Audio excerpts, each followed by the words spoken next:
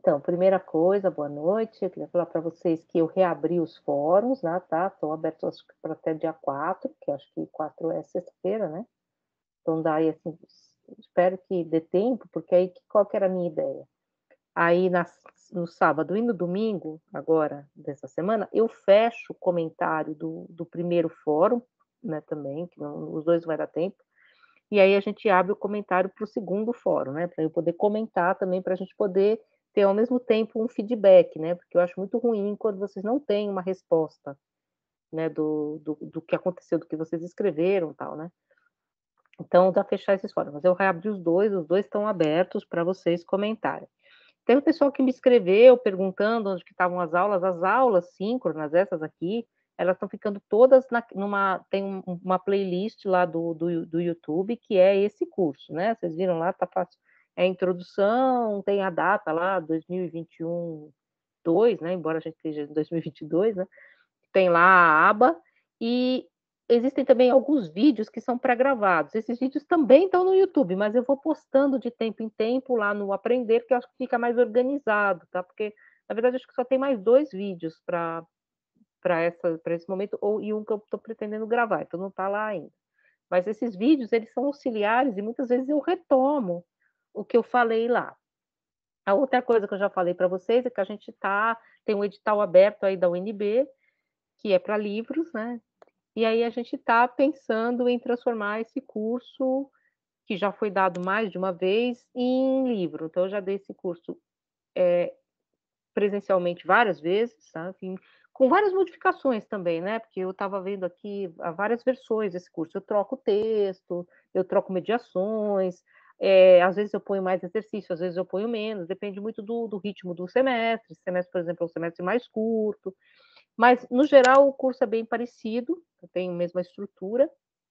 E quando começou a pandemia, foi o primeiro curso que eu dei, eu comecei a dar esse curso online antes da própria UNB começar as aulas online, porque a gente ficou fazendo um experimento, já que os alunos estavam ali, eu fiquei fazendo um experimento, gravando algumas aulas, e essas aulas a gente começou a transcrever e virou um livro que ainda está com cara de aula transcrita, né? Porque tem que tirar algumas coisas de oralidade, algumas coisas que eu falo assim, e não tem nota, então a gente põe nota, porque é um livro e tal, mas está quase pronto, já tem 160 páginas, na verdade, deve ter mais, porque tem 160 páginas em espaço simples, e ali também eu vou compilar alguns exercícios, alguns eu já compilei de outros cursos, mas é claro que eu não vou usar o exercício de vocês, conforme vocês escreveram, porque claro que isso tem direito autoral de vocês é que escreveram, eu faço, na verdade, uma mistura, né? Eu pego alguns elementos de um texto, outro, mas para exemplificar algumas questões em torno da leitura estrutural e da leitura do parágrafo e tal.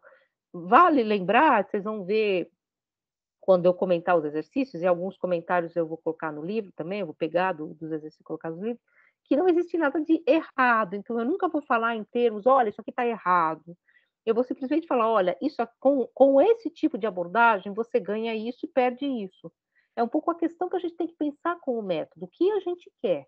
Método é isso. Em toda ciência, ou em todo modo de escrita, que é metodológico, toda ciência tem algum método, mesmo quando esse método é criticar um método, né, que a gente vai ver depois a questão do Adorno, Benjamin, método sem método, né, é outra estrutura metodológica, mas é preciso sempre saber o que você quer, onde você quer chegar, o porquê que você quer chegar, e os modos, os meios com os quais você vai atingir esse seu intento, né, essa sua perspectiva. Isso é método. E às vezes a gente sai sem saber muito bem, vai escrevendo e eu acho que isso prejudica muito o fazer ciência atual. Se a gente tem um pouco a nossa perspectiva, por exemplo, eu estou trazendo aqui, claro, uma dimensão que é a do método estrutural, que é, na verdade, o modo como a gente trabalha na filosofia, em larga medida. Alguns autores não chamam de método estrutural, chamam de método hermenêutico ou exegético, porque a exegese, ela é algo que é da estrutura da filosofia, ela nasce com a filosofia, acho que desde os gregos, mas na Idade Média, tudo que se faz é exegese de texto, dos textos que vieram dos árabes, enfim, você fica fazendo exegese, né? Você fica lendo Aristóteles, lendo os textos antigos, e tentando entender as relações argumentativas, uma exegese textual. Então, a filosofia ela tem isso como uma espécie de âmago técnico. E isso se transforma mais ainda com a especialização científica, a cientificização da universidade. Então, isso vai se aprofundando, se aprimorando, num certo sentido, e criando também, tudo que se aprimora e que se aprofunda, criando também bordas que também são problemáticas. Então, eu sempre tento ser dialética. Nada é totalmente bom ou totalmente ruim. Algumas coisas são totalmente ruins, mas nem tudo, né? Tem no limite, né? As coisas sempre têm uma dimensão terceira, elas podem criar uma terceira coisa. Então, a gente sempre vê essas questões historicamente, né? Por isso que eu falei para vocês naquele primeiro texto, né? Naquela apresentação da USP, né? Então, da criação de um núcleo estrutural de leitura filosófica que é metodologicamente constituída, cientificamente constituída, tecnicamente constituída. Isso já é um lugar comum de se dizer.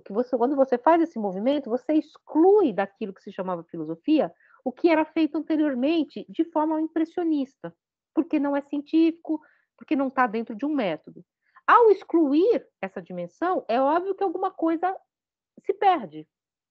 E é por isso que eu cito naquele videozinho que está lá, primeiro videozinho, a fala do Antônio Cândido em relação ao Oswald de Andrade. O Oswald de Andrade ele quer ser professor universitário, o Oswald de Andrade, que está aí na moda, né, porque está todo mundo falando da semana de 22, ele quer ser professor universitário, ele não tem uma formação técnica clássica, ele não tem uma formação técnica para a filosofia, então ele não é um técnico em filosofia, e aí ele quer apresentar a tese clássica dele, que hoje em dia é muito lida, até mais lida do que muitos textos técnicos, não é essa questão.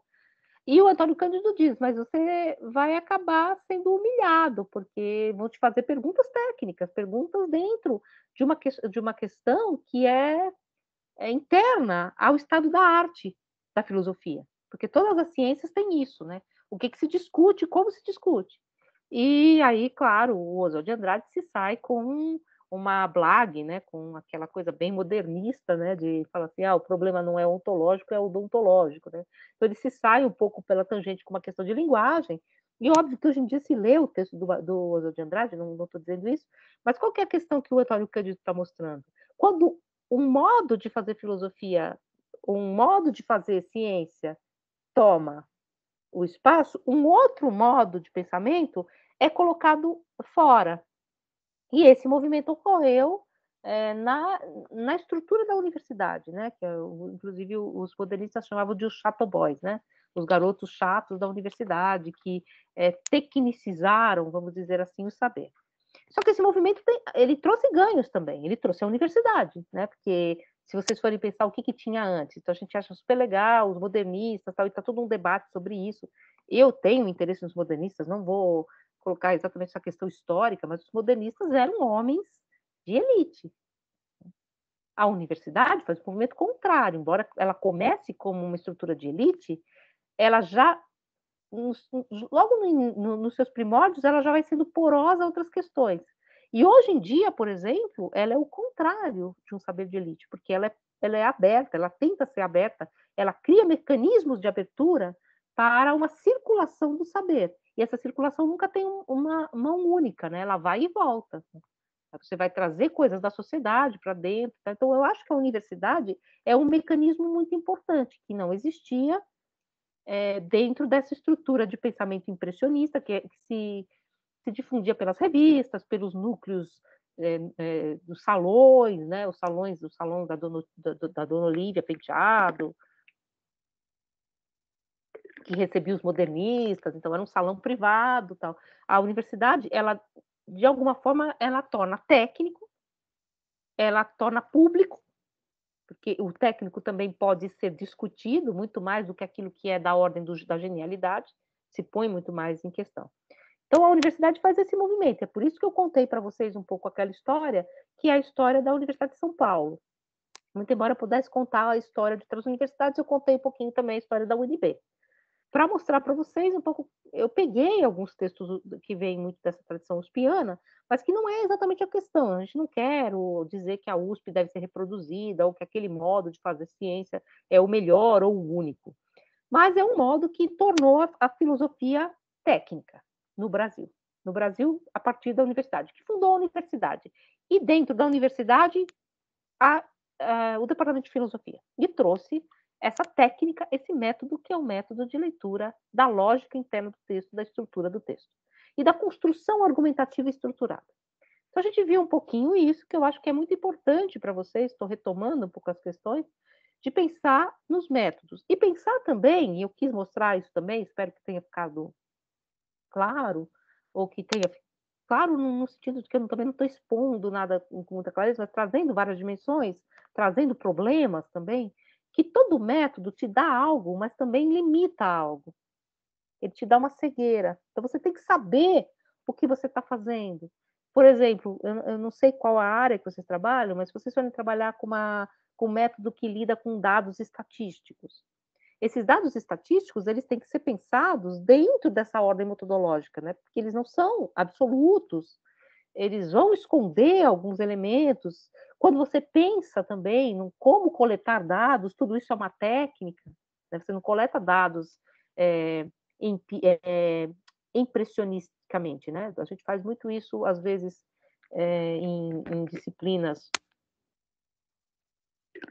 de educação, né? Não na educação, mas em outras áreas que na educação, e eu não gosto, por exemplo, vamos lá e vamos fazer um questionário.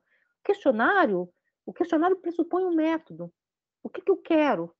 E aí tem todo um trabalho do Adorno, inclusive, que é interessantíssimo, sobre a personalidade autoritária, que eu estou lendo agora, que são questionários para perceber o que é a personalidade autoritária, que é capaz de ser, em um determinado momento, os elementos que estão ali dessa personalidade, que é capaz de ser, em um determinado momento, capturado pelos mecanismos totalitários, inclusive pela propaganda política totalitária. Que elementos são esses? Agora, eu não posso perguntar nesse questionário, você é autoritário? Ninguém responde que é. Não porque as pessoas mentem, porque as pessoas não sabem também. Se perguntar, você é racista? Não, todo mundo vai dizer não, né? Inclusive porque é crime. Agora, não é assim que você vai medir os componentes de um racismo estrutural. Você tem que pensar num método. E vale lembrar também, isso também é muito importante do Goldschmidt, que a gente vem misturando muito essas questões. Né? Ciência, num determinado sentido, não é que ela é neutra. Não é neutra, a gente vai ver isso com a Adorno, não é neutra mesmo. Mas, num determinado sentido, ela não deve ser, antes de tudo, uma instância de julgamento. Tá? Então, a gente não vai primeiro julgar. Né? Então, eu vou julgar, eu vi que eu fiz um questionário e o cara mostrou que ele é autoritário, racista, tal. Não. Primeiro, eu vou coletar esses dados, eu vou estudar esses dados, então eu tenho que ter uma certa frieza para, inclusive, construir mecanismos para apontar questões mais elaboradas na sociedade. Isso é fazer ciência. A gente pode fazer também um outro tipo de texto, que eu também acho muito interessante, e há também um lugar, inclusive na filosofia, para esse tipo de texto, que são textos de intervenção. Os textos de intervenção são textos que têm uma função política direta. Então, eu vou fazer um texto, e vocês veem vários filósofos fazendo isso, né? Vários filósofos contemporâneos fazendo isso, inclusive, que é um outro tipo de texto, que tem outra estrutura e, portanto, um outro método. Então, a gente tem que saber muito bem o que a gente quer com o texto, o que a gente quer com o método. Esse curso foi montado, os cursos de filosofia são montados para fazer com que vocês aproveitem, num certo sentido, essa instância metodológica que a filosofia dá, e também que vocês aproveitem um pouco do curso, um pouco das técnicas, tá? Para outras dimensões, outras áreas de conhecimento. E eu acho que a leitura filosófica de um texto, ela ajuda muito a ler qualquer outro texto. Você lê a estrutura, você lê os argumentos, inclusive ajuda a encontrar problemas implícitos no texto, não na personalidade do autor. Às vezes a personalidade do autor, ela é aquilo que você... Perfeito, você gostaria que ele fosse o maior escritor de todos os tempos, mas no texto há problemas. E é isso que nos interessa, porque nós estamos construindo ciência e não fazendo julgamentos históricos, no certo sentido. Agora, é claro que isso não se separa, não estou dizendo que a gente vai passar a mão na cabeça de problemas, não, mas os problemas são internos à construção das ideias. e não externos. E os problemas externos, eles aparecem na estrutura. Então, é isso um pouco que o estruturalismo radical mostra. Falamos também, ao falar do Goldschmidt, do Guerrero, que eu falei um pouquinho e tal, mas o Goldschmidt foi o texto que a gente leu, dos limites, né? Dos limites que esses textos colocam para a gente. E esses limites foram amplamente explorados, e a gente vai ler no final do nosso curso um texto que fala exatamente da crítica à tradição, a crítica ao cânone, que é um pouco fundado nessa estrutura lógica de que um texto cria sua própria verdade, e há uma crítica que vem tanto das feministas, quanto do pensamento decolonial, das estruturas do que eles chamam de epistemicídio, que é uma palavra que eu não gosto muito de usar, porque eu acho que é uma palavra grega, então ela é colonizadora, no certo sentido, mas você esquecer que há outras tradições, como acho que foi falado aqui, tudo isso vai aparecer no final do nosso curso.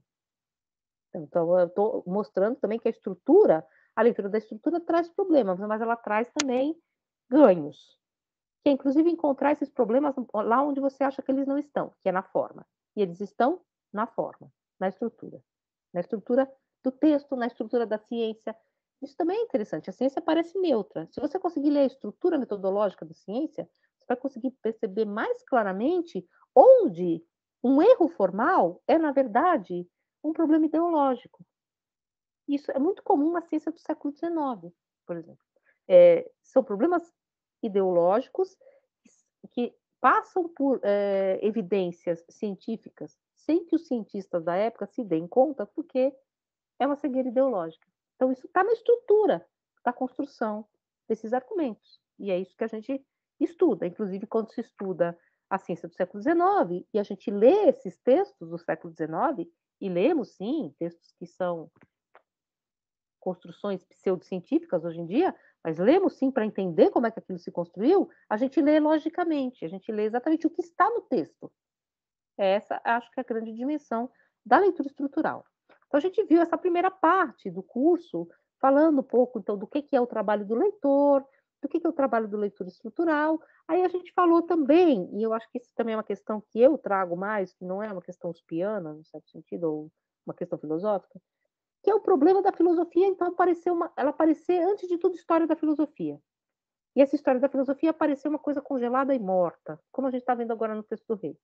Eu acho que aí o texto da Nicole Lohá, que a gente leu, o Elogio do Anacronismo, ele mostra que sim e não. Quanto mais a leitura for refinada, mais talvez eu consiga pensar a partir desse texto questões que são contemporâneas, sem, entretanto, passar por cima de problemas, de diferenças históricas e apagar completamente a historicidade. E criar, inclusive, segundo a Nicole,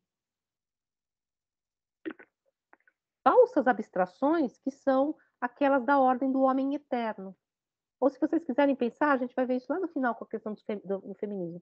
As feministas, o feminismo é plural, né? Porque como existem várias formas de filosofia, existem também várias tendências, várias formas de pensar e tal. Mas há várias críticas, por exemplo, a uma ideia de um eterno feminino. De que, portanto, há algo que é sempre igual e que perpassa todas as formas de pensar a mulher durante a história e por todas as culturas. Então, existem várias feministas, várias leituras, inclusive não feministas, que não vêm assim, vêm construções sociais. Então, essa é uma dimensão que também é interessante para ser pensada dentro desse elemento do anacronismo. Se você produz um anacronismo completo, o que você faz é chapar essas diferenças históricas e culturais, do ser mulher, do ser homem, do ser criança, né? A gente sabe, há vários estudos históricos, por exemplo, sobre quando surge a nossa noção de criança, como nós pensamos, diferente do ser humano adulto, que deve ser protegido, isso também não é natural, entre aspas, né? Construções históricas que são diferentes em determinados lugares. Tudo isso é apagado se você não leva em conta as relações anacrônicas entre um texto e outro. Só que, ao mesmo tempo, e a Nicole mostra, nesse texto que eu acho muito bonito, como é possível, lendo estruturalmente textos antigos, encontrar nesses textos antigos ressonâncias com textos contemporâneos ou com contextos contemporâneos. E a gente tentou fazer isso um pouco, eu tentei mostrar isso um pouco para vocês, e acho que está super na ordem do dia agora, né? Dentro do texto do Kant. Ideia de uma história universal de um ponto de vista cosmopolita. A gente está vivendo uma crise, claro que é uma crise localizada na Europa, né? Portanto, é crise, né? Se fosse em qualquer outro lugar do mundo, não seria, mas a gente está vendo aí uma crise que é uma crise entre países, portanto, entre estruturas e possuem elas, cada uma delas, a sua história e a sua hegemonia e a sua relação, a sua legislação, a sua relação de construção, de coerção interna, ou de coesão interna, inclusive. E como é que a gente pensa fora dessas dimensões? Porque se a gente ficar dentro dessas dimensões, a gente não tem de onde julgar. E o texto do Kant, por mais que é óbvio, aponte para questões que hoje em dia a gente não vai levar em conta, a noção de natureza, uma teleologia da história, ele põe várias questões que são dessa ordem, que é da ordem do direito internacional atual, com problemas, não estou dizendo que ele responde, né? Então eu tentei fazer esse deslocamento, né, a partir de questões da Segunda Guerra, das leituras que a Hannah Arendt faz do Kant, inclusive, que é uma autora que a gente só citou aqui, e eu vou depois no livro eu vou tentar colocar notas, porque se vocês tiverem interesse depois de ler o livro, né, que vai ser uma espécie de retomada das aulas, vocês podem ir lá mais especificamente no texto da Hannah Arendt, tem vários textos que ela cita questões kantianas para falar do problema do julgar segundo a humanidade após a Segunda Guerra, que é um problema que está posto agora para nós também, no certo sentido, né? E que humanidade é essa, né? Porque depois vocês vão ver no texto do Adorno, que a gente vai ler daqui para frente, ele fala assim, sempre que você diz humanidade, você diz nós e não os outros, né? Então tem um pouco essa crítica que ele faz à noção de humanidade, né? Que a gente está vendo aí, também já foi bastante comentado aí no nosso cenário atual, né? Então a gente viu um pouco esse texto, ideia de uma história universal do ponto de vista cosmopolita, que eu comentei com vocês, falei um pouco deles também naquele videozinho em que há os slides, por isso que eu falei para vocês a partir dos slides. Eu coloquei os slides, apesar aquele vídeo ficou bem ruim, porque aquele programa que eu usei, eu fiquei fazendo estudos de programas. Ele tem um tempo curto para falar de cada slide.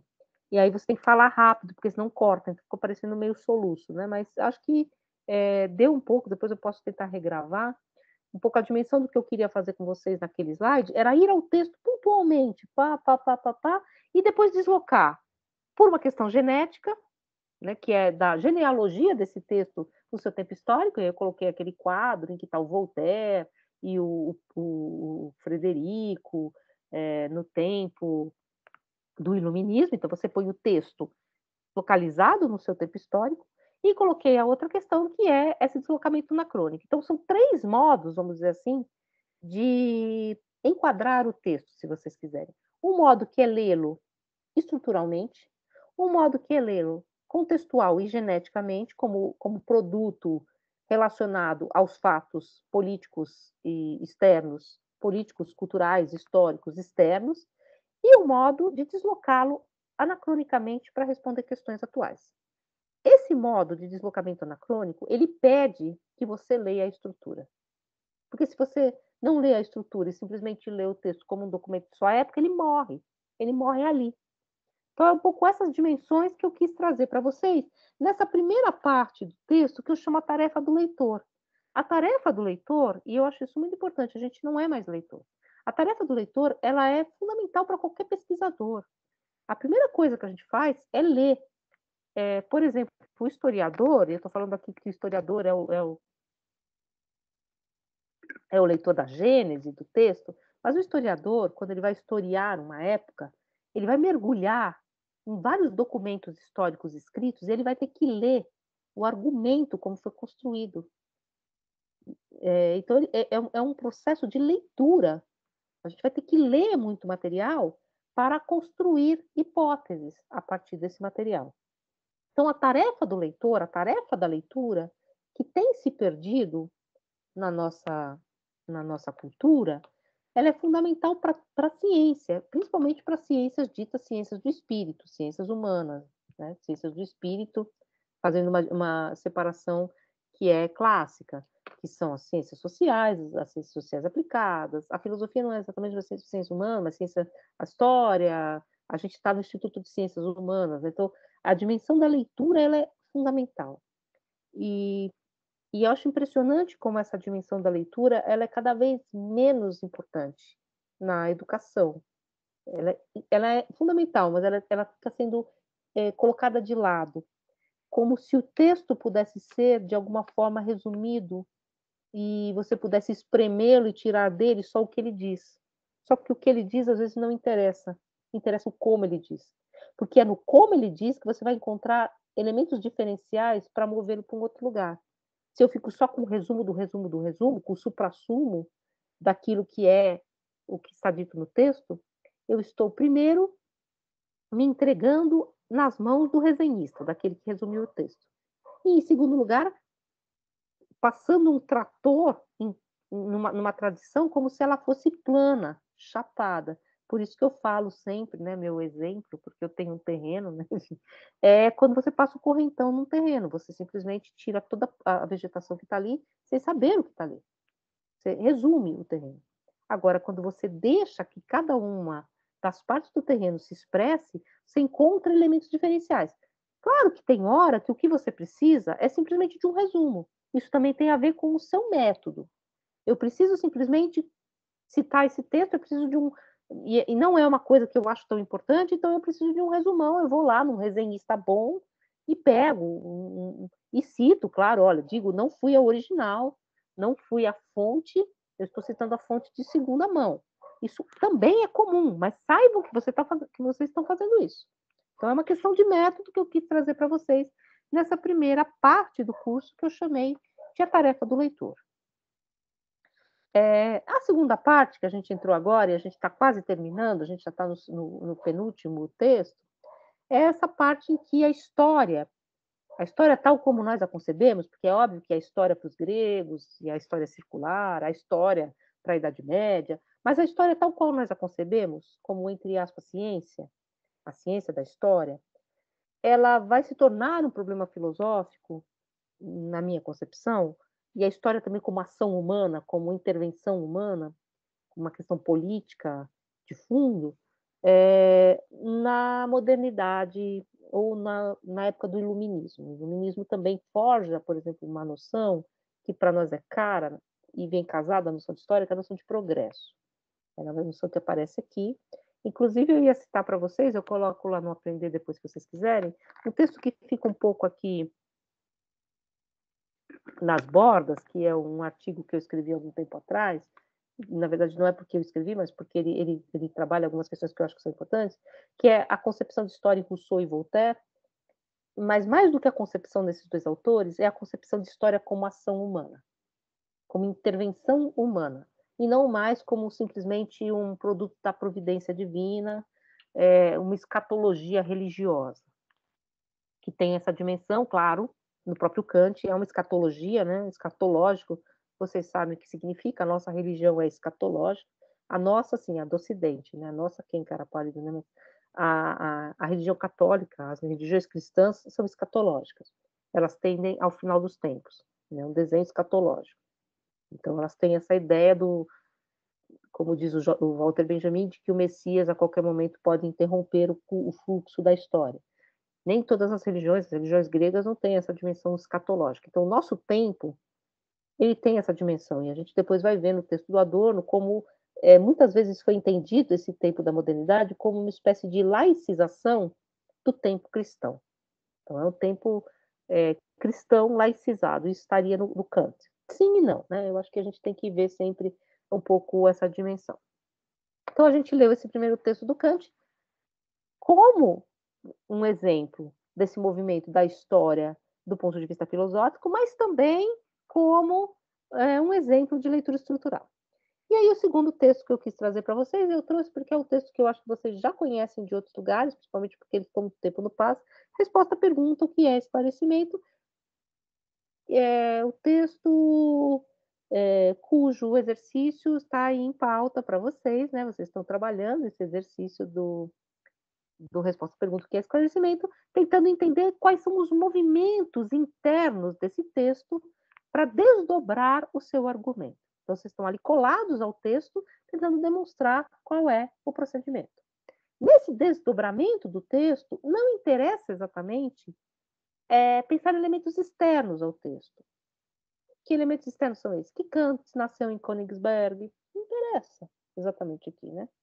Que a Prússia tudo bem que a Prússia está dentro do texto, está dentro do argumento, mas que a Prússia depois vai ser um estado da unificação alemã.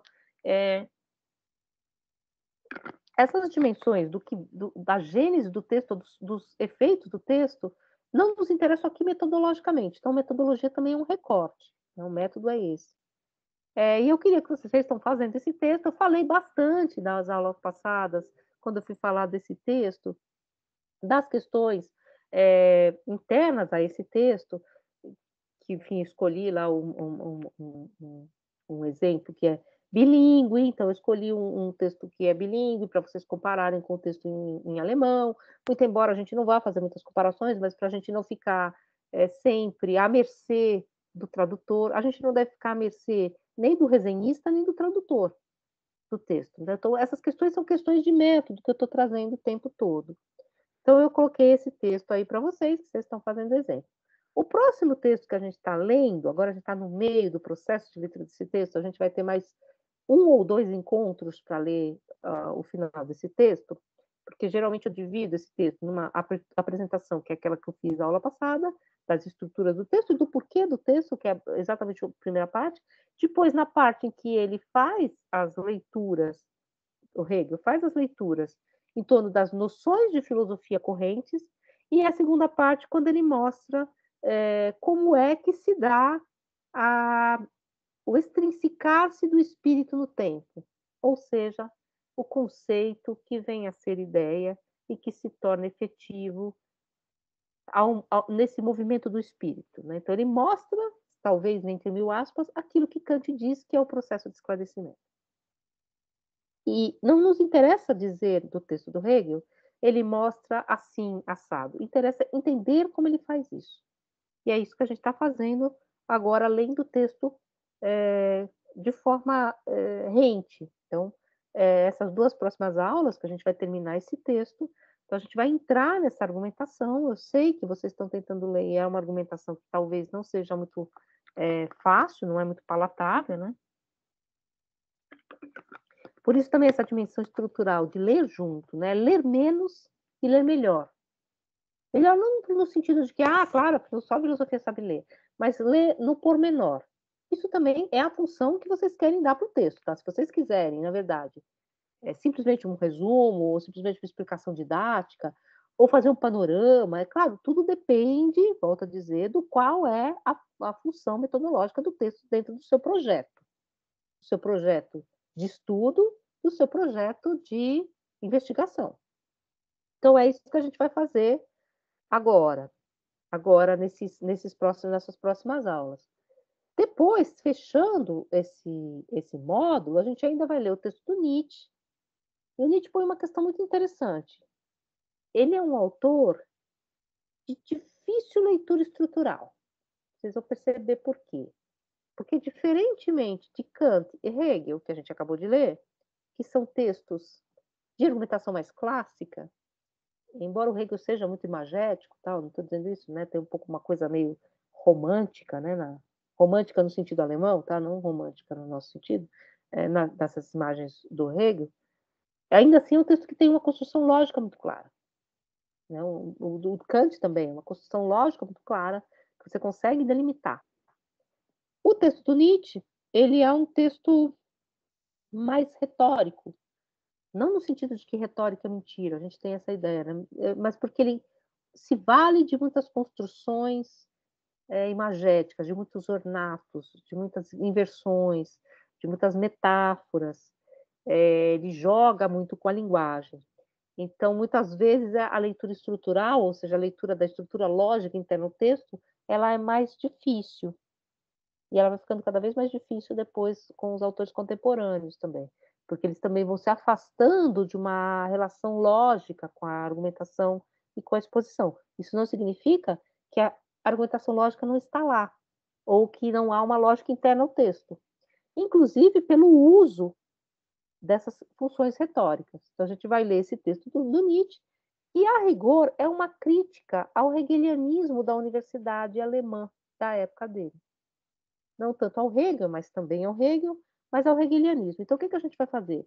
A gente lê o Kant, a gente lê Hegel, que na verdade faz uma certa crítica a Kant, no sentido de que mostra que Kant não explicitou aquilo que é o processo histórico de desenvolvimento da racionalidade, embora ele tenha dito que ela se desenvolve historicamente.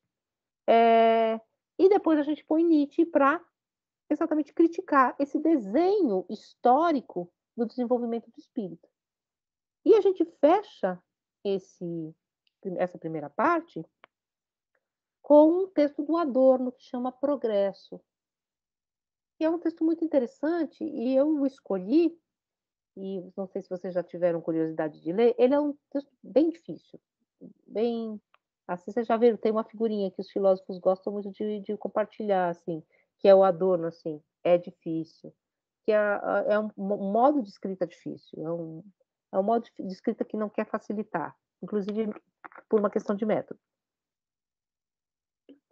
Mas, ao mesmo tempo, eu escolhi esse texto porque eu queria mostrar para vocês que com esses textos que a gente leu, com esse arcabouço que a gente criou, e a gente criou um pequeno arcabouço de textos que conversam entre si, e, portanto, tem uma estrutura interna, e uma estrutura interna que aponta para a estrutura interna do outro texto, a gente já é capaz de compreender de forma muito mais aprofundada o argumento do Adorno, porque ele vai citar Kant, ele vai citar Hegel, ele vai citar Nietzsche, ele vai pôr esses autores em conversa e fazer também um atrito desses autores, da perspectiva histórica desses autores da noção de progresso com a nossa noção de progresso contemporânea, né, dos anos 60. Então, eu acho um texto muito interessante e, claro, é um discurso, como eu disse para vocês, na verdade, não vou perguntar nada sobre o texto do Adorno, é só para fechar esse primeiro módulo. Então, a gente fecha esse primeiro módulo do curso, a gente dá, então, essa relação da filosofia com a sua história. Aí, a minha ideia de fazer um resumão era um pouco retomar essas questões. Eu não sei se vocês querem que eu fale mais alguma coisa dos textos que vocês estão trabalhando exatamente. Não sei se vocês têm algumas questões ou se a gente pode partir, enfim, eu posso falar um pouquinho mais do que vem à frente, de quais são os próximos exercícios também. Não sei, estou aqui. Se ajudou um pouco essa retomada que eu fiz dos elementos que a gente leu até agora, eu posso falar um pouco dos dois exercícios, né? O primeiro exercício é localizado no parágrafo, então é a estrutura mínima da forma de um texto. A gente foi lá no Rousseau, e a gente não tem o texto inteiro, né? Só tem aquele parágrafo. Então, o que eu sei do texto é aquele parágrafo. Se o texto não existisse, só existisse aquele parágrafo, em filosofia e história isso é muito comum, só existe um pedaço do documento, o que eu posso dizer do texto é aquilo. Não vou fazer inferências ou ilações com o que não está dado. Ou se fizê-las, se eu fizer ilações, referências, inferências, eu explico. Estou fazendo, mas não está aqui. O segundo exercício, que é o que vocês estão fazendo agora, já é uma completude, já é o texto todo. Então, eu saio do parágrafo para toda a estrutura do texto, que é o que vocês estão fazendo agora. Depois, o que a gente vai fazer é voltar para alguns elementos específicos do texto. Então, a gente foi para a estrutura completa e agora a gente vai pensar, nesses outros exercícios do texto, alguns elementos estruturais e formativos, né, que dão a forma ao texto, internos a cada um desses textos, que é os próximos exercícios que a gente vai fazer. Por isso que eu quero fechar esses exercícios agora, dia 4, para a gente poder fazer esses próximos exercícios, que vocês vão ver que são menos trabalhosos, no sentido de que é uma coisa mais específica, mas, ao mesmo tempo, vão ajudar muito vocês, eu espero, a entender como formatar um texto, como formar o seu próprio texto, o seu próprio argumento, a partir do argumento de outros autores com os quais vocês estão trabalhando também. que é um pouco o exercício da citação. Por que você cita? Como você cita? Para que você cita? E não a norma da BNT. A norma da BNT muda, não é essa a questão. A norma da BNT é uma coisa, o que a gente vai fazer no exercício é outra.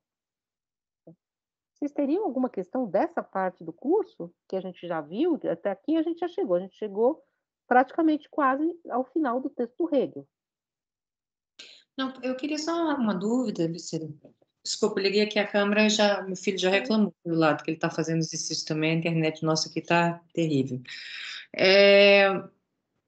A questão da leitura estrutural, eu ainda tenho um pouco de dúvida, assim, porque eu entendo, assim, que se a gente tiver, por exemplo, alguém falar assim, vou pensar um exemplo bem idiota, mas a pessoa está desenvolvendo um raciocínio, aí fala que as pessoas todas gostam de música, e aí o argumento da sequência é nada a ver com a coisa com que ele estava falando antes, por exemplo, né? Portanto, todas as pessoas são boas, sei lá, uma coisa assim, Sim, né? sim, isso. Isso aí é uma falha que você vê clara. Agora, quando você vê um argumento estrutural, como é o caso, uma leitura, faz uma leitura estrutural de um texto como o do Kant, eu sempre volto no Kant, né? Acho que eu implico com ele. Mas que ele tem um desenvolvimento de raciocínio, mas ele parte de premissas que não são dados históricos, são premissas que ele coloca como conclusão que ele acha, né? Que, sei lá, tá todo mundo caminhando para o mesmo sentido, essa coisa teleológica e tal, né? E pensamento, vamos dizer, unitário, né? Não dual como o do Hegel, né? Que bota pela primeira vez são conflitos internos, né? Que fazem com que mas se você percebe numa leitura que aquele argumento ele parte de dogmas que você não compartilha, ou de ideias que você não compartilha, ainda assim, pelo fato dele fazer um encadeamento lógico, mesmo que ele parta de premissas que não são dados históricos, são premissas que ele compreende que as coisas são assim. É que não, né, não são premissas do tipo falar que alguma coisa tem corpo, material, sei lá, qualquer coisa que seja bem evidente. A gente entende que ele está corretamente estruturado porque ele fez um encadeamento lógico, ou a gente precisa entender que o próprio texto ele é fechado em si mesmo e ele explica e são coisas que são fáceis de você constatar que uma coisa de uma ideia decorre a outra. Então, essa questão das premissas, a gente tem que sempre pensar que o texto, assim, a estrutura do texto, ela carrega essas premissas, elas são defeitos do texto, certo? Assim, no certo sentido, mas elas são defeitos que você vai ver numa linha histórica. Agora, no caso do texto do Kant, uma das coisas que eu queria mostrar, na verdade, era que, por exemplo, no Ideias de uma História do ponto de vista cosmopolita, ele não põe que a história vai sempre num lado só, ao contrário, ele coloca que a história é feita de antagonismos. Então, ele põe uma questão que o próprio Adorno depois vai retomar, que o Adorno diz, tá? Não sou eu, que é, inclusive, superior à resposta hegeliana. Porque o que o Kant diz? Ele diz que a racionalidade abstrata, ela precisa se haver ela precisa mergulhar no empírico, ela precisa se haver com a sua temporalidade. Aquilo que eu sei abstratamente, racionalmente, que a paz é melhor que a guerra, não se efetiva se não for a história. Ele fala isso, quer dizer, o antagonismo histórico, ele participa desse movimento, né? Enfim. Agora, essa questão do factual, do histórico, eu acho que a gente tem que também, assim, bom, falando como filósofo, né, separar um pouco, porque realmente os filósofos, eles não têm a famosa frase do Hegel, né, que você está aqui de orelhada, né? Se os fatos não concordam com a teoria, pior para os fatos. Essa dimensão factual, e que ela seria a última proposta, é uma premissa que é muito discutida. A gente vai ver, inclusive, isso, que é esse mito de que há um fato, e que esse fato é algo que tá dado e, portanto, ele é, como eu posso dizer, algo que não se põe em questão. Isso não faz parte, muito, principalmente do movimento da filosofia desses autores. É, e também é um problema, na verdade, para a filosofia. A gente vai ver isso mais com os filósofos contemporâneos, esse mito de que há um fato. Agora, há um texto muito interessante, que inclusive foi comentado recentemente por um sociólogo que estava fazendo uma entrevista com a Marcia Tiburi, que é um texto da Hannah Arendt, que chama Verdade Política. E ela vai falar como os filósofos sempre tiveram um problema, no sentido de filosofia política é quase um contrassenso, né? Mas existe, claro, não estou falando que não existe. com uma espécie de verdade pétrea, que é aquilo que se põe contra, qualquer tipo de argumentação. Não é o mito do fato, não é o fato empírico, tá, porque esse fato empírico, que é depois o produto do que será uma ciência positivista, e você vai ter como, lastro último uma verdade empírica, que não é exatamente o caminho desses filósofos. A Arendt diz: "Não é isso, é que existe um limite político em que a verdade se põe e não ela é intransponível". O exemplo dela é que houve uma invasão da Bélgica e isso é intransponível e isso não é da ordem da opinião, nem da ordem da argumentação. Ela põe essa questão no verdade política e ela fala que a a filosofia sempre teve problema com essa questão da verdade política, nessa questão política, né. Agora ela não está falando de uma verdade empírica, do empirismo, daquilo que se põe, assim. E no caso do Kant, é óbvio, ele está falando de uma história teleológica, e aí a gente vai ver um pouco do Adorno, que ele vai tentar fazer uma construção de onde vem essa história do progresso, dessa noção de progresso, que é uma noção que é construída no esclarecimento. E há toda uma história, todo um histórico, e a gente pode assumir ou contrariar, mas isso é externo ao texto, mas está marcado no texto, de que esse tempo teleológico seria uma laicização do tempo cristão. E o Adorno vai dizer que sim e não.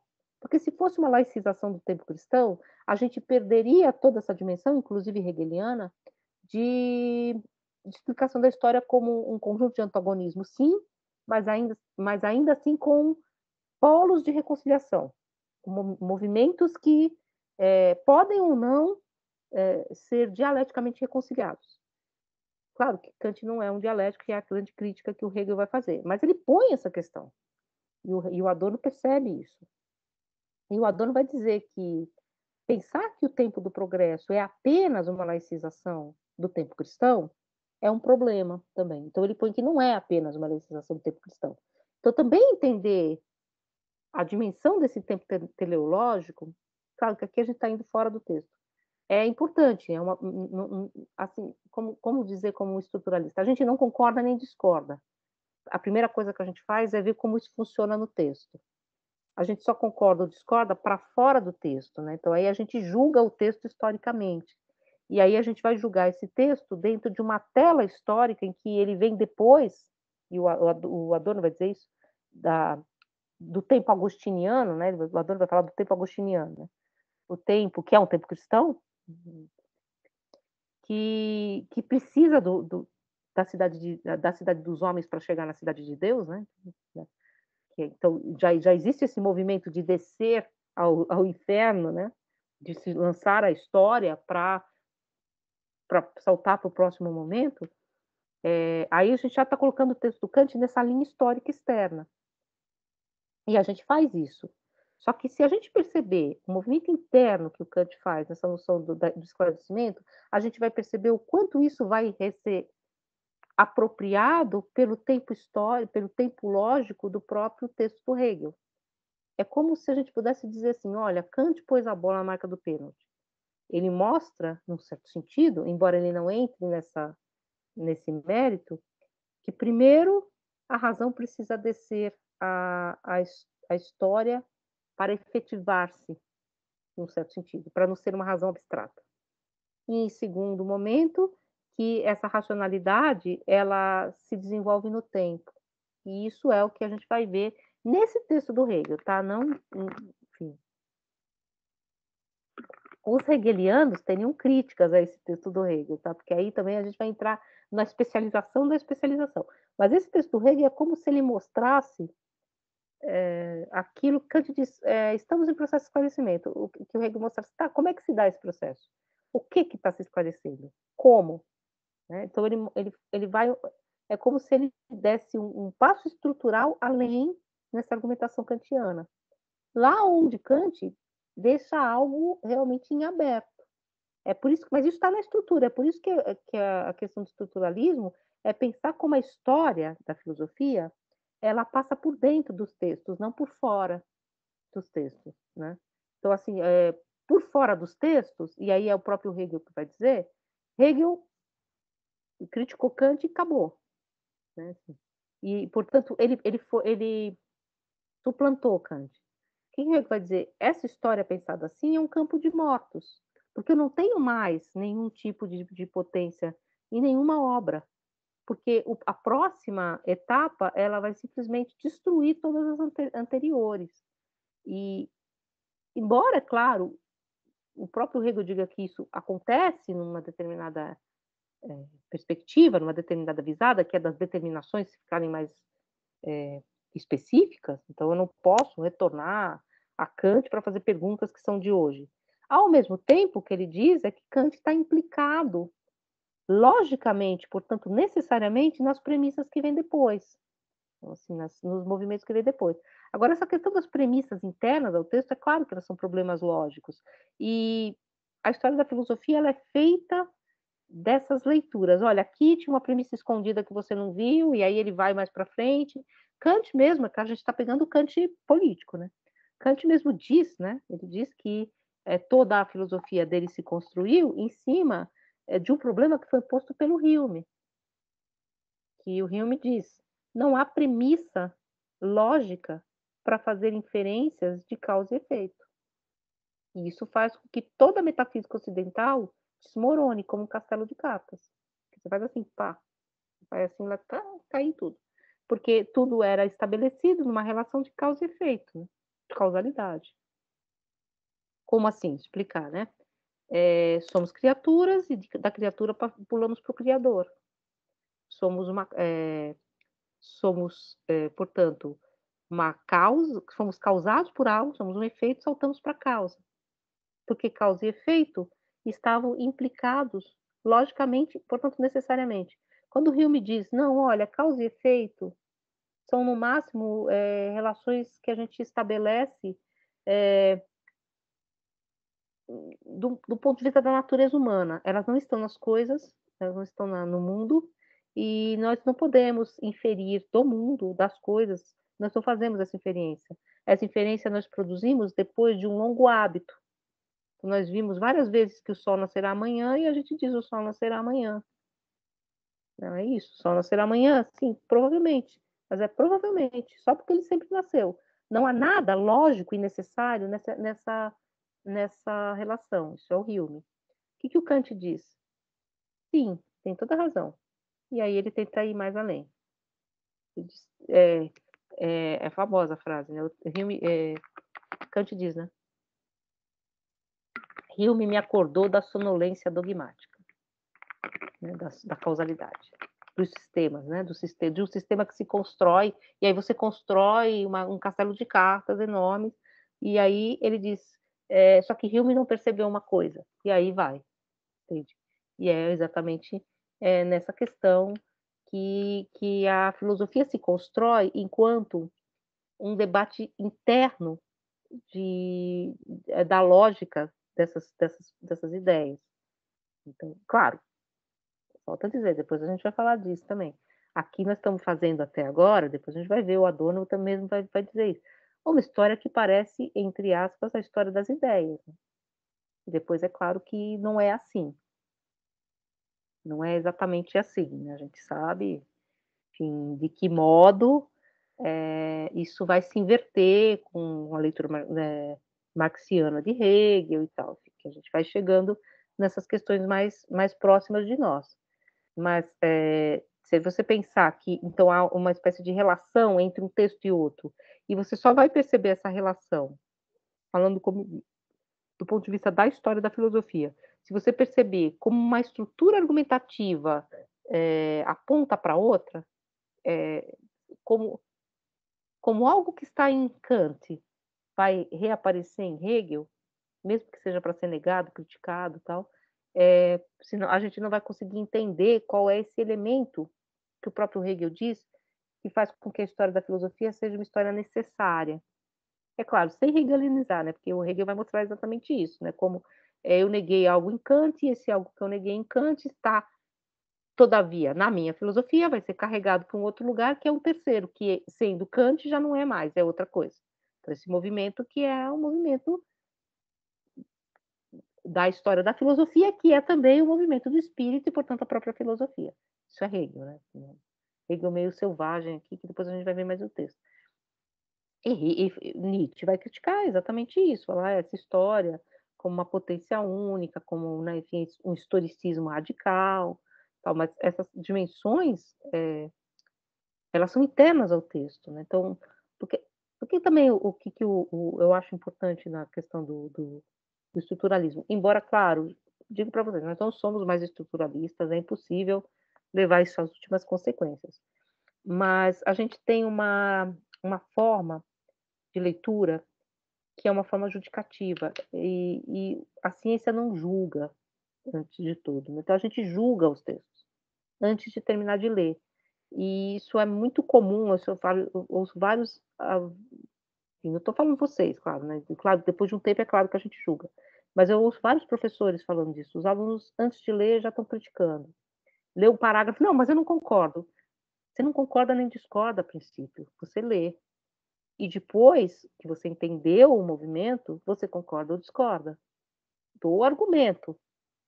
Às vezes a pessoa sequer entendeu o argumento, porque você tem a gente aprende, acho que a gente aprende no ensino médio isso às vezes, está fazendo uma coisa meio selvagem, né, que a gente tem que ter uma leitura crítica, só que a leitura crítica é exatamente essa, é a leitura que vai no crivo da estrutura, né, é uma leitura que é crítica é separar, né, que vai discernir uma coisa da outra.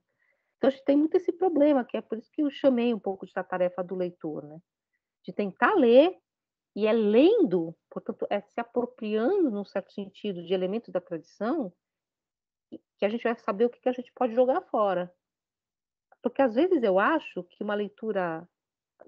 assim, né, que essa leitura que às vezes se faz muito que joga fora tudo, ela conserva o pior das estruturas, ela conserva às vezes, premissas, ela só inverte aquilo que já estava dado, porque, então, por exemplo, sei lá, e se Kant fosse mulher? Não é essa a questão, gente, né, já vi até uma vez, isso vai ficar gravado, né, então não vou falar. Mas enfim, já vi essas coisas. E se em vez disso a gente estar lendo Kant, a gente estivesse lendo uma autora do tempo dele? Tá, a gente pode encontrar autoras interessantíssimas, mas a gente vai ler se a estrutura do texto dela é interessante, inclusive do ponto de vista de uma leitura estrutural da mulher na história, porque senão, né, a gente vai pegar só porque é mulher, ou só porque, assim, não estou falando que essa é a questão, a gente vai ficar com o pior da estrutura, porque há textos em que o autor é muito interessante, mas o texto não, porque ele reproduz muitas relações de status quo. Quero dar um exemplo e não consigo, né, mas existem vários textos de mulheres que são textos, que colocam a mulher num lugar da dimensão do lar, e existem vários, né. Portanto, ela reproduz um pouco o status quo, faz parte. Você pode encontrar na estrutura desse texto dimensões diferenciais? Sim, mas na estrutura. Se você ficar na superfície ou não conseguir, dimensionar o texto, né, enfim, ficar só um pouco assim: "Ah, que legal", sabe, muito embora, é claro que esse movimento é muito importante. Eu mesmo tenho trabalhado com textos que são escritos por mulheres em vários tempos históricos, só que sempre levando em conta o que está na estrutura do texto. E às vezes o que está na estrutura do texto precisa ser muito, eh, criticado no sentido de separado, para que você encontre ali um traço diferencial disso que é feminino, ou disso que é uma mulher. Às vezes você não encontra, porque, enfim, a pessoa está numa dimensão de que a escrita é masculina, ela simplesmente toma os mesmos instrumentos e escreve, e essa dimensão não vai para a estrutura, portanto não vai para a ideia, portanto não vai, para algo que pode mover-se estruturalmente, portanto, conceitualmente, para um outro lugar, né, só repõe o mesmo. Eu acho que isso acontece um pouco na leitura, não estou fazendo aqui um quadro bem grosso modo, né, na verdade, que eu acho que acontece às vezes, né, aí fica aquela, dimensão enfim, bem criticável, claro, assim, não estou falando que Kant e Hegel são a coisa mais importante do mundo, mas eu acho que a gente não pode cair do outro lado, sabe, fazer aquela história, eu sei que não é nem disso que você está falando, eu já estou indo para um outro lado. Aquela história que é a história álbum de figurinha, né, então tem que ter, eh, tantos autores, aí eu vou colecionando autores, eu não coleciono obras, eu não coleciono estruturas de pensamento. Então, é uma coisa que eu acho muito problemática. E a gente se põe como um juiz um pouco da história, né, assim, um pouco um juiz desse autor, daquele autor, esse autor eu não vou ler porque ele tudo bem, tem autores que você não precisa ler, não é a questão. Mas assim, esse autor eu não vou ler porque esse autor tal coisa, esse autor eu não vou ler porque ele é inglês, esse autor eu não vou ler, e aí você perde, às vezes, até aquele autor que é super reacionário, você perde, às vezes, uma dimensão que pode ser muito interessante na construção do pensamento, inclusive contemporâneo, né, porque a gente está construindo ciência, né, a gente não está julgando historicamente. Então, um pouco assim, a leitura estrutural, embora eu tenha muitas críticas, e a rigor, eu estudei na USP, tá, mas eu nunca fui uma estruturalista, eu não consigo. Assim, não é do modo de ler, muito pelo contrário, eu saio para todo lado, faço muito e inclusive eu sei que perco elementos que seriam mais interessantes se eu ficasse na estrutura, né. Mas eu sei que a leitura estrutural, ela me ajudou muito a aprender a ler, sabe, enfim, aprender a ler texto de outras áreas também, porque você vai perceber não que o texto fala na superfície, mas o como o texto fala na estrutura. E às vezes nem te interessa do que o texto está falando, mas te interessa o como ele está falando. Isso é muito próprio da filosofia. O Walter Benjamin fala isso na origem do drama barroco alemão, né? Ele diz, às vezes a pergunta do filósofo envelheceu, e a resposta também, mas a estrutura da exposição não. É um pouco o que o Marx faz com Hegel, no certo sentido. E o Benjamin faz com o Leibniz, né? Ele pega a estrutura da explicação leibniziana. Não que o Leibniz está preocupado que se Deus existe, se Deus era transcendental, não sei. Isso aí talvez não seja uma questão para o Benjamin, né? Quem que levantou a mão? Acho que Mateus. Ah, professor, desculpa te cortar, assim, você conclui. Não, mas fala aí. Eu já viajei aqui, nem era essa questão, diga. Mas a Alessandra tinha falado, acho que talvez, voltando para aquela questão, né, mas, tipo, quando ela falou sobre a estrutura interna e tudo mais, sobre isso é importante, eu acho que, tipo, assim, agora vai ser só achismo, né, não de Vai. não. Mas quando a gente pega a própria questão de, tipo, um outro campo que é lógico, eu nem sei se faz parte da filosofia ou não, que é a Lógica? matemática. Faz.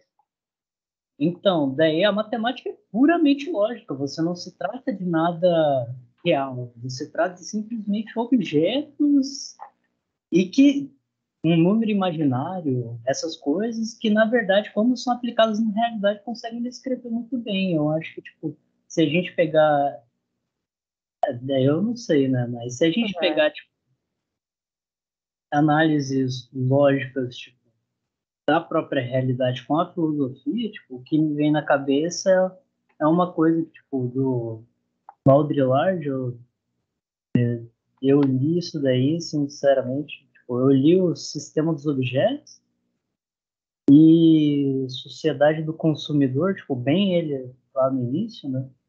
E daí, tipo, vendo o que, que ele vai falar sobre, tipo, ah, os sinais e tipo, as representações das coisas na própria sociedade, dentro desses padrões, não são algo que a gente consegue tipo, medir na sociedade. Não consegue metrificar, a gente não consegue analisar tipo, de outro modo, a não ser criando essas abstrações puramente lógicas, que daí eu não sei, eu acho que essas abstrações dão ferramentas fortes para, tipo, no meu caso, que eu estou fazendo física, é basicamente tudo que eu faço. Então, a grande ciência para o Kant é que a gente está lendo Kant político. A grande ciência, a ciência que ele quer emular é a física, é a ciência por excelência. Então, se você pegar a crítica da razão pura, ele vai querer fazer com a metafísica aquilo que Bacon fez com a física. É isso que ele fala claramente, né? Então tem essa questão, sim, de uma linguagem, e você pode pensar, por exemplo, no Kant, mas não o Kant da da filosofia política, né? O Kant da crítica da razão pura, como buscando uma semântica lógica do pensamento. Tanto que tem a tábua das categorias, quais são as categorias com as quais eu consigo produzir juízos do mundo, essas categorias são objetivas porque elas pertencem à racionalidade, toda essa construção lógica do mundo. É claro que é uma lógica aristotélica, tá, né? A gente vai ver mais para frente, e assim aí dentro da questão da história da filosofia, exatamente essas duas dimensões metodológicas depois, né? Há um determinado momento da história da filosofia em que você tem uma parte da filosofia que se torna praticamente um método lógico, um método da análise lógica, e uma parte da filosofia que vai continuar seguindo esse elemento da tradição. Isso acontece ali mais ou menos nos anos 20 do século passado, e a gente vai desenhar um pouquinho esse debate, mas historicamente, e é como se esses autores eles se separam de tal modo que parece que eles não são mais, eles não participam mais da mesma ciência. E isso acontece, num certo sentido, até hoje, né? Então você tem os filósofos que têm um pendor analítico, então tem nessa análise lógica uma espécie de linguagem final e, portanto, todos os elementos metafísicos, inclusive a palavra metafísica, são suprimidos, né? Então, a análise lógica do mundo, ela não pressupõe elementos não explicáveis, elementos que escapam à ordem lógica ou à formalização dos enunciados. E você tem toda uma tradição filosófica, da qual a gente vai ler o Heidegger, que segue essa vertente mais hegeliana, embora não, Heidegger tem sim texto sobre Hegel, então posso até falar disso, que é uma tradição em que esse elemento lógico ele não está fora da história, mas ele está dentro. Então existem esses dois momentos, e existem até hoje na filosofia, se você for para o departamento de filosofia, por exemplo, ou se você pegar, por exemplo, introdução da filosofia com outro professor, de quem eu gosto muito, que é o Alexandre Costa Leite, ou com o Rodrigo Freire, que são professores de lógica, eles muito provavelmente não vão falar de Kant, ou se falarem, vão falar do Kant lógico, o Kant da crítica da razão pura, e vão encaminhar toda a ideia deles, toda a elaboração filosófica deles, para essa dimensão, que é uma dimensão metodológica, inclusive, né? Não é mais do que eu falo, mas é uma análise lógica da realidade. Muito embora todos os cursos de filosofia, de introdução à filosofia, são organizados do mesmo modo. A gente fala da dimensão histórica da filosofia, da dimensão prática da filosofia, por isso que eu trouxe o texto do Kant, e da dimensão teorética da filosofia, que é o que a gente vai falar no próximo momento, quando a gente for falar de método. Só que você pode falar disso de várias formas. E existe sim esses professores que vão encaminhar tudo para essa dimensão que é de uma formalização da linguagem. Inclusive, acho que você ia achar interessante, não sei se você conhece, inclusive, Matheus, esses professores, o professor Alexandre Costa Leite, que é um lógico, estou gravando isso, ele vai rir depois, que é um lógico extremamente conceituado, com trabalhos no exterior e tal. O professor Rodrigo Freire é matemático de formação. Então, eles são muito diferentes exatamente disso que a gente está elaborando aqui. Se você falar para esses autores, para esses professores, por exemplo, de Rousseau, falar, mas Rousseau é história, Rousseau não interessa. Não interessa por quê? Não porque aquilo que Rousseau escreveu, falou no tempo dele é bobagem, é porque aquilo, do ponto de vista da formalização lógica, não é mais uma questão, não está em questão. Então, quem lê aquilo é historiador. Eles vão falar bem isso para você. E se eles falarem, eles vão falar do ponto de vista desse eixo, que é um eixo do currículo, né, que é a história da filosofia. Porque o currículo da filosofia ele tem essas três dimensões.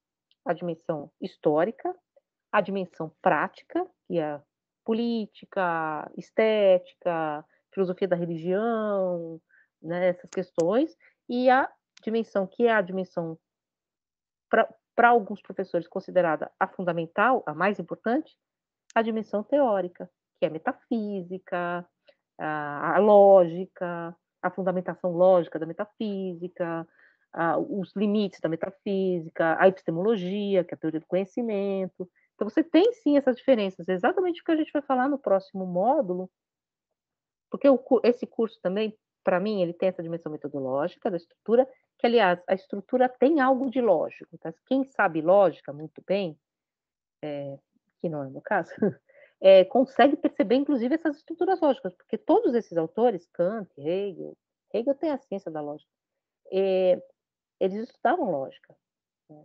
Muito mais do que nós. Claro que não é a mesma lógica, porque a lógica também caminhou, e a gente tem a lógica contemporânea, e a gente vai falar um pouco disso no texto do Quine, que vem a partir do Frege, né? Que vem a partir de uma lógica matemática. Então, é uma lógica diferente, não é a lógica do Kant, que é uma lógica ainda aristotélica. A gente tem a história da lógica, que é outra coisa. Mas essa dimensão dessa separação dos modos de conceber a própria filosofia e a sua história, a gente vai ver nesse módulo que vem agora, que é a filosofia e seus problemas históricos, porque aí a filosofia tem que ter a ver com a sua história.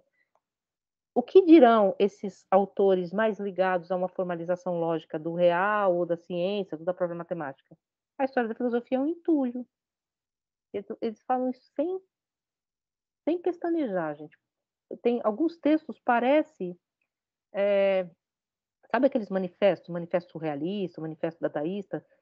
Isso não serve para nada, é bem... Dada é o rabo da vaca sagrada, assim, bem assim, sabe?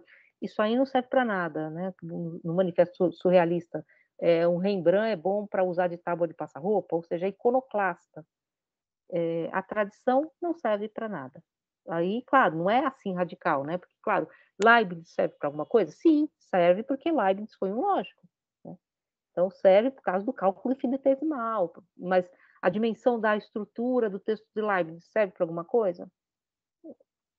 Ele fez as perguntas erradas. Um autor fala assim, o Leibniz ele era um grande lógico, mas ele fez as perguntas erradas. Aquilo lá não interessa mais. Isso é colocado de lado, e a gente vai ver muito isso claramente nos textos que a gente vai ler daqui, no próximo momento do curso.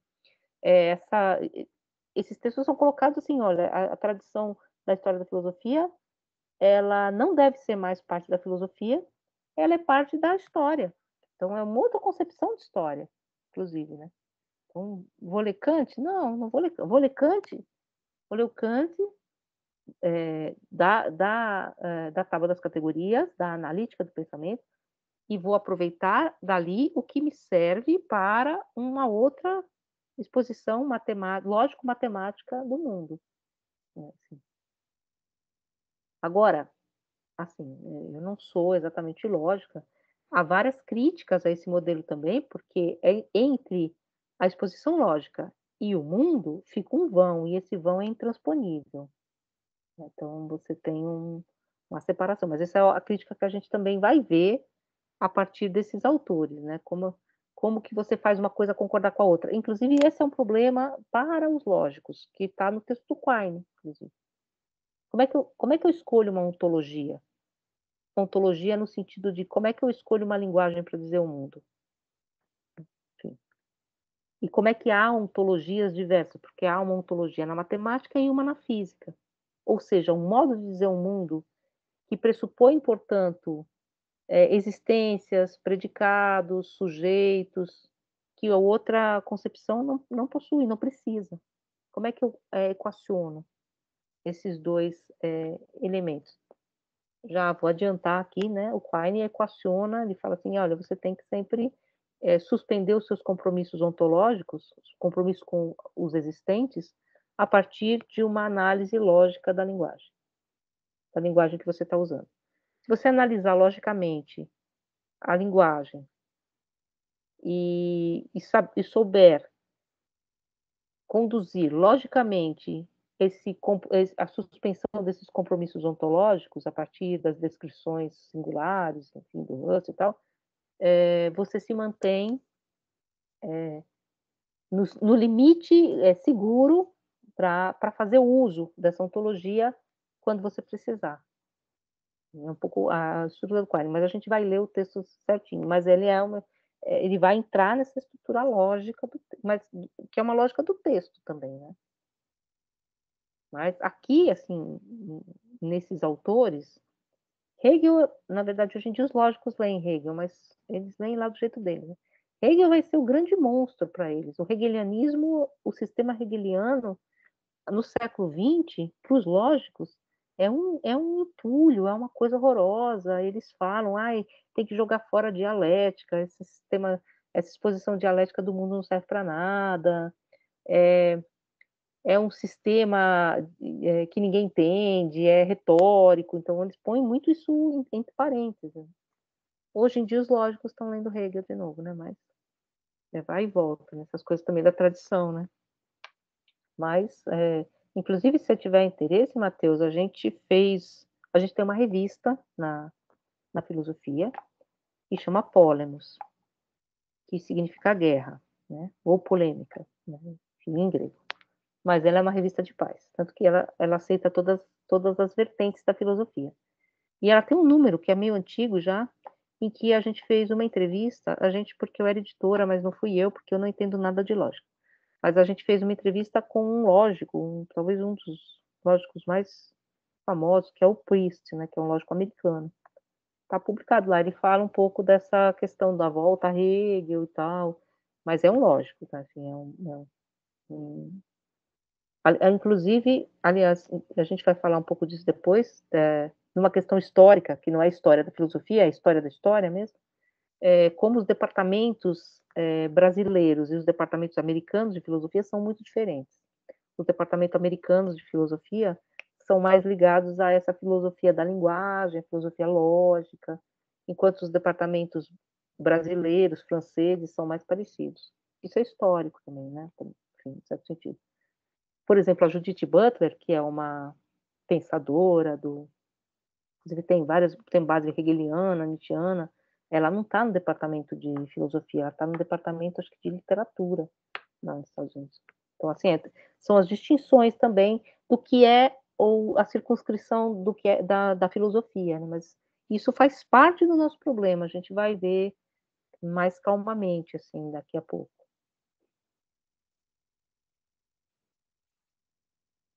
Não sei se eu ajudo ou não. E essa questão da premissa interna, o texto que vocês falaram, que é o lógico, eu vou pegar a entrevista dele e colocar aqui, peraí.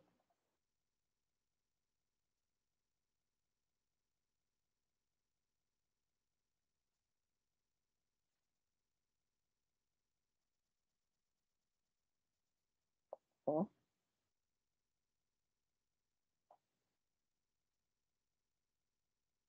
Inclusive fazendo propaganda da nossa revista, né, que já tem vários anos. Ó, essa tá nesse link aí da Polemos. Aí, mas, por exemplo, a Polemos, e aí vocês vão ver todas as dimensões do que se entende por filosofia. Ela tem um número sobre Marx, o último número foi sobre Walter Benjamin, que é um filósofo que também é lido na sociologia, na letras. Ela teve números sobre lógica, sobre epistemologia, sobre filosofia da ciência, sobre filosofia da religião. Então, todas essas dimensões do que a gente entende hoje por filosofia, elas são contempladas nessa revista. É uma revista de estudantes. Se vocês quiserem escrever para a revista também, ela é aberta a contribuições de estudantes. Mas é uma revista de estudantes que publica também essa entrevista, por exemplo, né, que é com esse lógico que veio dar um curso aqui na UNB. Aliás, isso é uma questão que eu falei um pouquinho, né, da diferença da constituição do departamento da UNB para a constituição, por exemplo, dos departamentos da USP, de Minas Gerais, de Goiás, tal, que são mais modelo francês, né, mais modelo história da filosofia. Eu sou formada na USP, portanto, eu sou um pouco modelo história da filosofia. A UNB, por ter ficado fora desse processo, exatamente porque primeiro, ela começou de outro modo. Ela começou com Darcy Ribeiro pensando de outra forma. E depois ela foi interrompida, né? Durante um longo período não existia departamento de filosofia, e quando existia ele era pensado como metodologia, e ele servia para os outros departamentos. A constituição do departamento de filosofia da UNB é muito diferente. muito diferente, eu acho que de quase todos os departamentos do Brasil, porque a gente tem muitos filósofos, muitos professores de filosofia e filósofos, que estudaram no exterior. Então, por exemplo, a gente tem professor que estudou nos Estados Unidos, professor que estudou na Inglaterra, brasileiros, inclusive, que estudaram nos Estados Unidos, na Inglaterra, mas tem essa outra forma de fazer filosofia. Tem professores estrangeiros, também isso sempre foi uma dimensão muito clara da UNB, né? A UNB sempre pensou assim, né, de trazer esses professores estrangeiros. Então, tem muitos professores estrangeiros no departamento, e ela acabou sendo a filosofia na UNB muito plural, né? Então, é por isso que eu também gosto de fazer esse curso nesse sentido. Todas as dimensões do que é filosofia. Isso não se encontra, por exemplo, num departamento como o da USP ou da Unicamp, que tem uma cara mais única, assim. Agora, claro, tem lógica, né? O departamento de lógica da Unicamp é enorme, mas é um pouco mais única. Todo mundo tem um pouco mais ou menos a mesma formação, segue mais ou menos o mesmo modo de fazer filosofia, né? Segue mais ou menos uma bibliografia, não a mesma, mas claro, o que vai no mesmo sentido. Aqui no departamento de filosofia da UNB, cada núcleo é completamente diferente do outro. E a gente não é que a gente briga, mas são vários grupos realmente bastante diferenciados. E eu falei tudo isso para falar que o nosso departamento de filosofia aqui da UNB, ele, talvez, assim, eu, enfim, de um outro departamento, enfim, e trabalhei em outros departamentos, então eu posso comparar. Tem uma cadeira de lógica que eu acho que é das melhores do Brasil, assim, né? Embora sejam só 2 professores, é uma cadeia muito organizada. Eles têm várias, tem a disciplina lógica, né, que é a disciplina mesmo obrigatória, mas eles têm várias outras disciplinas, lógica básica, lógicas não modais, lógica moderna, lógica contemporânea, filosofia da lógica. Então, sabe, é muito filosofia da matemática, é muito bem estruturado, assim, o, o grupo de lógica. E eles têm um evento que chama Lógica no Avião, se vocês quiserem frequentar também. Agora não deve estar acontecendo por causa da pandemia, mas acontece sempre. Que é que eles trazem exatamente o pessoal de fora, por isso que chama Lógica no Avião, né? O pessoal vem de avião, para falar aqui no departamento. Então, o Priest acho que vem nesse Lógica no Avião. Aí, para quem gosta, para quem tem esse interesse, eu acho que é um lugar muito interessante. Outra linha de pesquisa que também é muito forte aqui no departamento de filosofia, que também não é, tem outros departamentos que trabalham também, sabe? Eu acho que a Federal de Juiz de Fora, eu acho que também, mas a gente tem uma linha de pesquisa de filosofia da religião que é muito sofisticada. Tem várias tendências, tem desde a tendência mais analítica de filosofia da religião, até fenomenologia, a história da filosofia da religião. É uma linha de pesquisa também muito bem fundamentada. E aí parece estranho, né, no departamento de filosofia, mas é histórico também, porque vem um pouco dessa ideia do Instituto de Teologia que o Darcy Ribeiro tinha pensado. Instituto de Teologia não é religioso, é o contrário, é botar a religião numa dimensão da ciência. Isso também não significa que as pessoas não creiam, não é isso, mas é outra dimensão. É muito interessante também para quem tem interesse nessas dimensões. Eles também têm encontros, tá?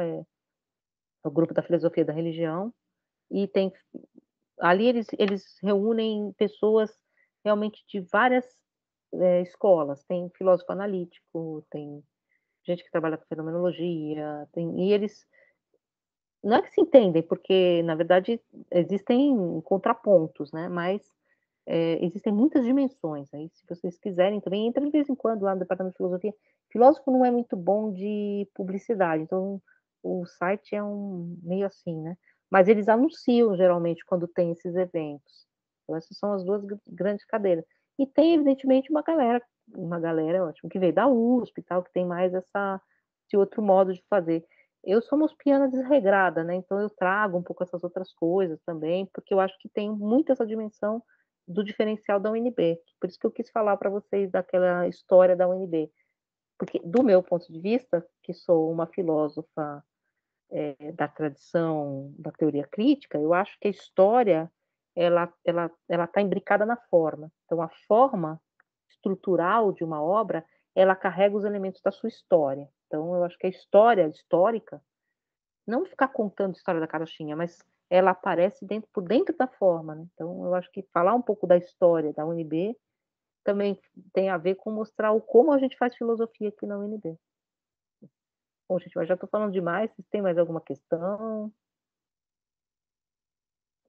E esse curso tem um pouco também essa ideia de apresentar o departamento para vocês, para que vocês façam outras disciplinas, né. Então é um pouco essa ideia também, convidar vocês. Estava até falando isso para o pessoal da metafísica, que é a disciplina que eu dou um pouco antes. A gente é um departamento muito generoso, porque é muito raro não existir vaga nas nossas disciplinas, porque tem pouca gente, não. É porque a gente faz aquelas turmas de 60, 70, 80 alunos. Eu acho que a única disciplina que lota, lota, lota de estribuchar é lógica, porque as pessoas reprovam, né. Filósofo é ruim. Mas as outras disciplinas, geralmente, tem vaga. Se você quiser fazer existencialismo, fenomenologia, filosofia da religião, eh, lógica, filosofia da matemática, tem geralmente vaga. Precisa só ver o pré-requisito, mas também a gente não é muito de pré-requisito. Exatamente por esse pensamento de que história da filosofia não é uma linha contínua.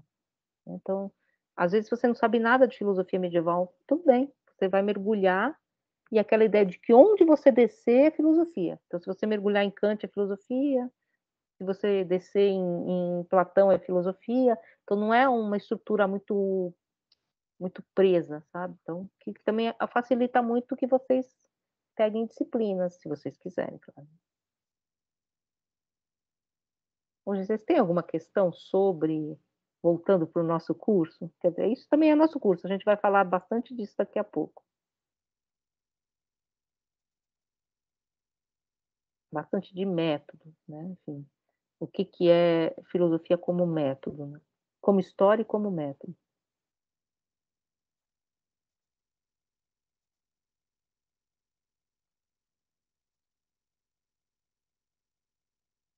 Bom, gente,